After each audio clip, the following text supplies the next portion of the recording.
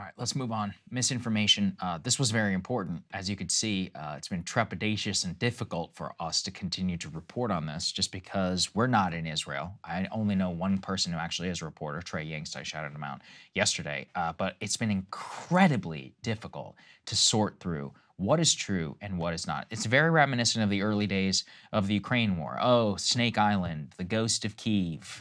You know, what else am I missing in terms of some of the hoaxes that were perpetrated at that time? And we have several examples, actually, that we can show you that one user actually did a fantastic job of highlighting. So let's start with the first one. Let's put this up there.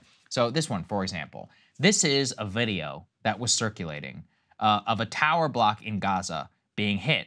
It was being circulated as if it had just happened. Turns out, it was actually live during a BBC Arabic broadcast in May of 2021, and it was circulated widely all across as some sort of response by Israel. Yeah, it was a response by Israel, but it was a response in the last war in May of 2021. Move on to the next one, please. This one also is shows you the exact same thing. The video of a house in Gaza being destroyed by a strike, quote, is genuine, but it's from May of 2023, not as a result of the current escalation. So the same problem where we're taking old videos, and in some cases not even that old, but it just happened, and then we're passing them around as if it had just occurred. Here's the next one. This one is going around, has been shared a bunch of times, shows Israeli police, and it was actually special forces outside of a house, as you could see from their uniforms, not Hamas militants. This was a video that was being passed around of people allegedly going door to door when it was actually police and special forces who were trying to go door to door to make sure everybody in the community is safe.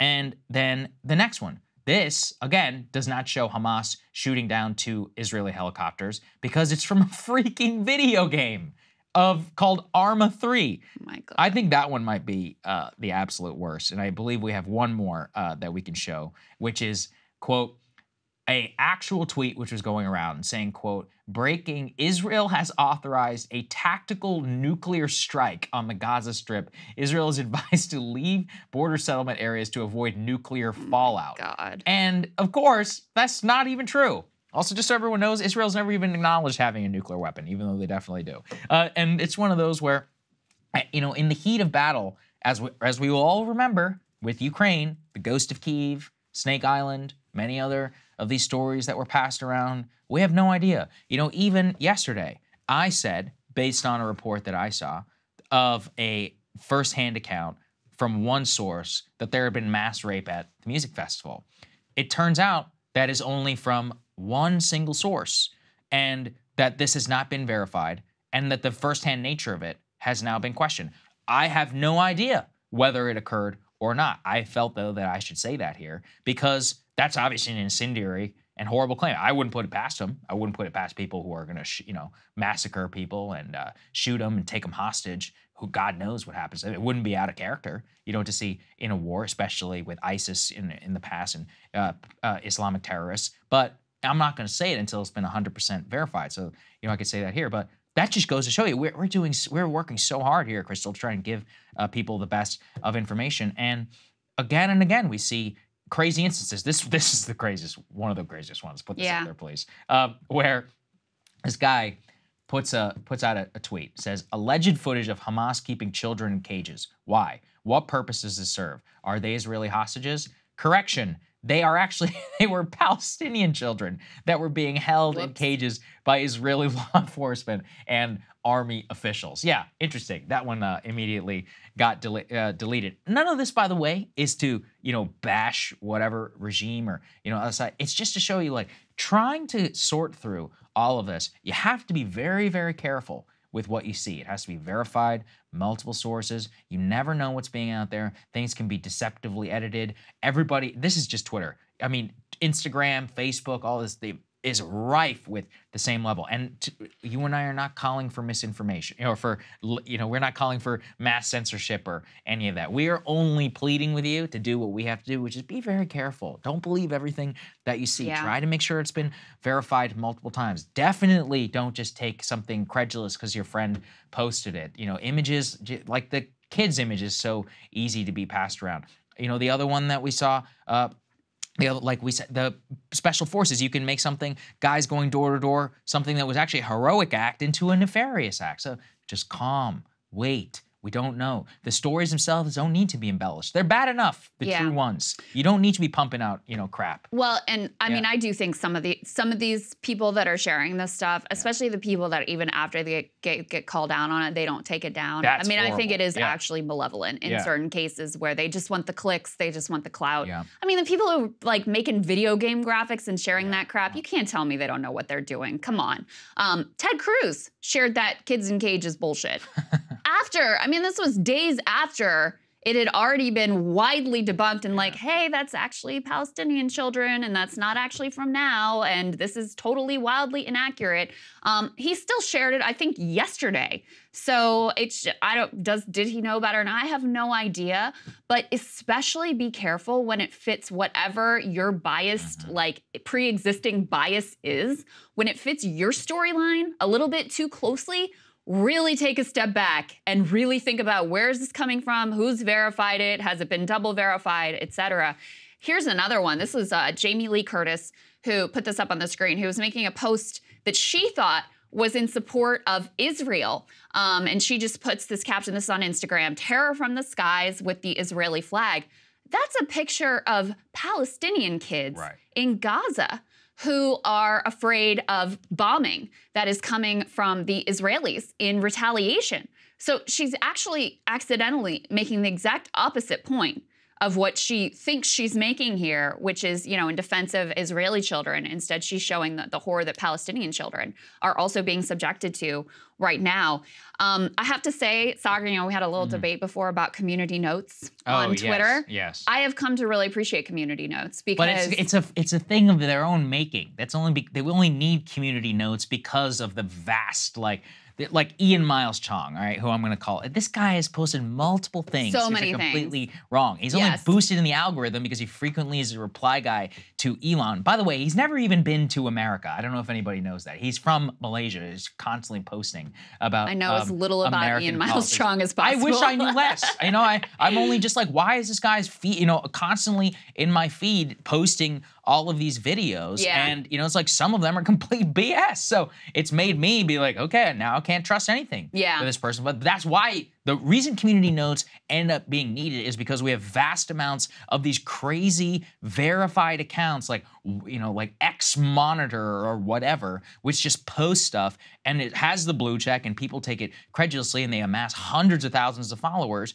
And then what, 2-3 hours later, you have a note. But honestly, at that point, the damage is done. No, I'm not saying that they are just as bad. You know, in many cases, they're probably just as bad as the mainstream media. I'm just saying, like, in terms of the problem surrounding this and all that, I think that is just like a Band-Aid on a much worse issue. Well, Elon actively boosted especially one account. Like, War Monitor. War Monitor. Go follow them. They're great with updates. And then people start, first of all, they get things wrong all the time.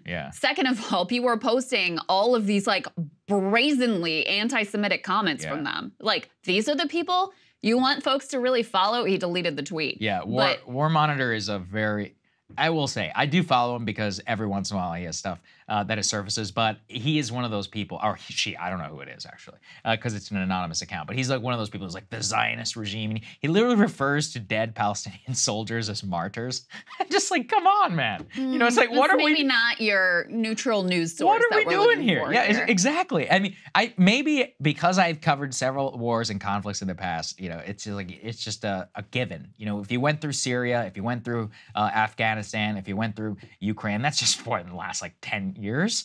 You should have a very, very thick skin and be incredibly skeptical about a lot of the stuff that you sift through. But I do think that there are a lot of people who are coming online in this like obsession area where I've noticed this really with Ukraine, where people who have never been to Ukraine, they probably never even heard of Ukraine before Ukraine, can tell you every unit where they are placed. They're like follow it. It's like a video game for a lot of people. I actually met some of these people. It's honestly scary. In most cases, they're losers and they don't really have a lot going else in their life. And it's like they live vicariously through the conflict by going on our combat footage or whatever on Reddit, or going on Telegram now that LiveLeak is dead, RIP, to those who used to also frequent the site. And they like live through GoPro footage and a lot of this other stuff. And that's actually what I think feeds the most of this misinformation, because it's like a dopamine hit for people who like to play Call of Duty, which is why it's gross for all of us, because these are real people, they're real people's lives, and it has a real impact in terms of the public's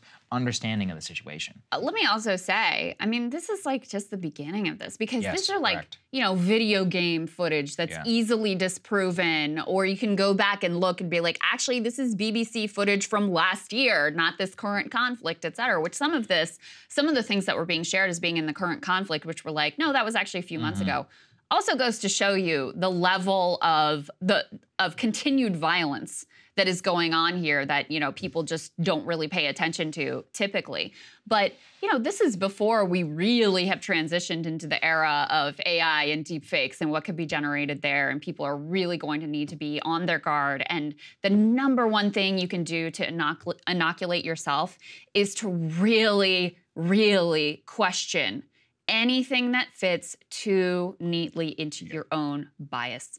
Be aware of what your narrative is, be aware of what your bias is, and really question yourself when it's video, footage, kids in cages that happen to fit your particular political ideology, because that's where people really get caught. And there are really malicious actors out there who just want the clicks, and they really don't care whether it's accurate or inaccurate or whatever.